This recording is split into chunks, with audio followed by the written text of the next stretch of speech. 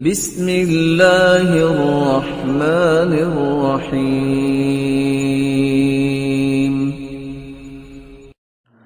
آج آپ کو چھوٹی سی بڑی پیاری دعا بتلانی ہے جس کی برکت سے ساری زندگی آپ بڑی بڑی بیماریوں سے محفوظ رہیں گے۔ کینسر ہے، شوگر ہے، ہیپاٹائٹس ہے، بڑی بڑی بیماریاں ہیں، روحانی بیماریاں ہیں، جسمانی بیماریاں ہیں۔ ہر طرح کی بیماری سے ایک دن، 2 دن، 4 دن، 5 دن نہیں، ساری زندگی اللہ رب العزت آپ کو محفوظ فرمائے گا۔ اور رسول اللہ صلی اللہ علیہ وسلم کا فرمان ہے، سیدنا عمر بن خطاب رضی اللہ تعالی عنہ بیان فرماتے ہیں کہ رسول اللہ صلی اللہ علیہ وسلم نے فرمایا، جامع ترمذی کتاب الدعوات حدیث نمبر 3431 میں موجود ہے، رسول اللہ صلی اللہ علیہ وسلم نے فرمایا، جو کسی بیمار کو دیکھے اور کوئی کینسر کا مریض ہے، کوئی بلڈ پریشر کا مریض ہے، کوئی شوگر کا مریض ہے، کسی کو کوئی جسمانی بیماری ہے، روحانی بیماری ہے، آپ کوئی بھی مریض کو دیکھیں اور اس کو دیکھ کر صرف ایک چھوٹی سی یہ دعا پڑھیں،